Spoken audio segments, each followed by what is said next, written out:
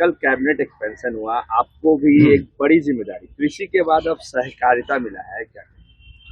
कल कैबिनेट का एक्सपेंशन हुआ है। माननीय मुख्यमंत्री जी ने बड़ी टीम खड़ा की है और इस बड़ी टीम के माध्यम से सब लोग मिलकर काम करेंगे। विकसित बिहार का सपना जो मुख्यमंत्री और प्रधानमंत्री ने देखा है उसको पूरा करेंगे। और मुझे जो जिम्मेवारी मिली है सहकारिता, ये महत्वपूर्ण विभाग है और जनहित के लिए कोऑपरेटिव विभाग के माध्यम से सबकी सेवा करेंगे। निशांत कुमार भी मंत्रिमंडल में शामिल हुए हैं, स्वास्थ्य विभाग जैसी बड़ी जिम्मेदारी मिली। क्या लगता है कि सर नए युवा चेहरा है और उनको एक बड़ा विभाग, आरजेडी ने क्वेश्चन रेज कर रहे हैं परिवारवाद का। अब क्वेश्चन रेज करते रहे, आरजेडी के पास कोई बोलने का कुछ है नहीं कि परिवारवाद कैसे हुआ। अरे परिवारवाद तो होता है तब जो आरजेडी करता था परिवारवाद, इसीलिए तो पार्टी का सर्वनाश हो गया। अरे नीतीश कुमार जी अब उतने सक्रिय भूमिका में नहीं हैं। उनका बेटा निशांत जी हैं, 20 सालों तक शासन रहा, कभी भी इनकी सक्रियता नहीं रही राजनीति में। अप्रसिद्धि जन पार्टी ने उनके जो पार्टी के नेतृत्व है, कार्यकर्ता है, रैंक एंड फाइल है, उसने निर्णय लिया कि इनको राजनीति में आना चाहिए। ये सदस्यता ग्रहण किए और फिर सरकार की एक जिम्मेदारी मिली तो नहीं बनना चाहते थे।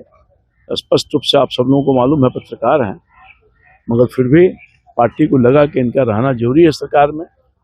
लोगों की फीलिंग भी ये है, जो इनके समर्थक लोग हैं, तो इसलिए वो मंत्री बने हैं और स्वास्थ्य विभाग जैसा महत्वपूर्ण विभाग की जिम्मेदारी मिली है।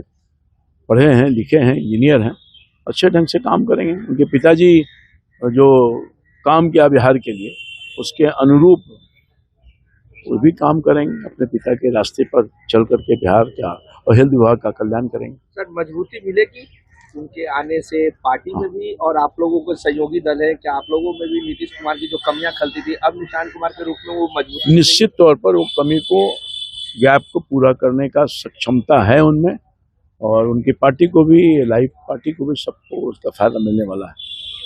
बंगाल के राज्यपाल आर.एन. रवि ने विधानसभा भंग कर दिया गया है। जिस तरीके से ममता बनर्जी ने इस्तीफे देने की जो इस्तीफा नहीं दे रही थी, उसके बाद आर.एन. रवि ने विधानसभा भंग कर दिया। ममता दीदी हार गई, हार मानने को स्वीकार नहीं है। उनको चाहिए था इस्तीफा तुरंत दे देना, नैतिकता यही कहता था, और एरोगेंसी है उनमें, इसीलिए वो चली गई। तो जब मुख्यमंत्री के रूप में काम कर रही थी, विधानसभा का जो पीरियड है 5 साल का पूरा हो गया, तो मुख्यमंत्री तो स्वयं भी नहीं अपने आप समाप्त हो जाएंगे।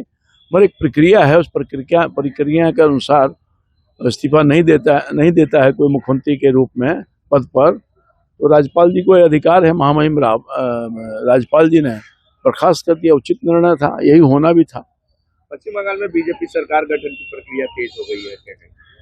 हाँ, वहाँ प्रभारी के रूप में हमारे आदरणीय गृह मंत्री जी गए हैं और प्रक्रिया होगा, जो सब लोगों की बैठक हो गई, बात होगा, जो डेमोक्रेटिक सिस्टम के माध्यम से हमारा चुनाव होता है, चुनाव होगा और मुख्यमंत्री कोई बनेगा भारतीय जनता पार्टी का कार्यकर्ता।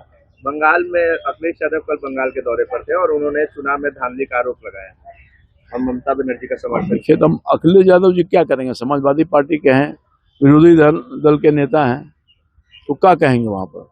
तो बहुत सब कुछ ठीक हुआ है, तो फिर कौन सुनेगा उनका? ये ममता दीदी के आंख के आंसू को पूछने गए थे। अब कुछ ही दिनों के बाद उत्तर प्रदेश में भी चुनाव होने वाला है। अब कुछ दिन के बाद ममता दीदी जाएंगे, उनके आंख के आंसू को पूछेंगे, चलता रहेगा, कुछ नहीं होने वाला है। जनता का मैंडेट है, उसको स्वीकारिए, फिर से प्रयास करिए। आप पार्टी के नेतृत्व कर रही हैं, हालांकि वहाँ कुछ होने वाला नहीं है। अब ममता दीदी का, टीएमसी का समाप्त हो चुका है। जनता ने 15 साल का जो कुशासन था, बाप रे बाप, लोग इतना परेशान था, डर, भय, खौफ, अत्याचार, भ्रष्टाचार, लोग उबा हुआ था भाई। बंदूक की नोक पर नहीं चलती है, बहुत लोकतांत्रिक व्यवस्था में बंदूक नहीं चलता है, वोट चलता है, जनता का दिल चलता है, जनता का मन चलता है, जनता का सेवा चलता है। उससे वो जनता नाराज थी।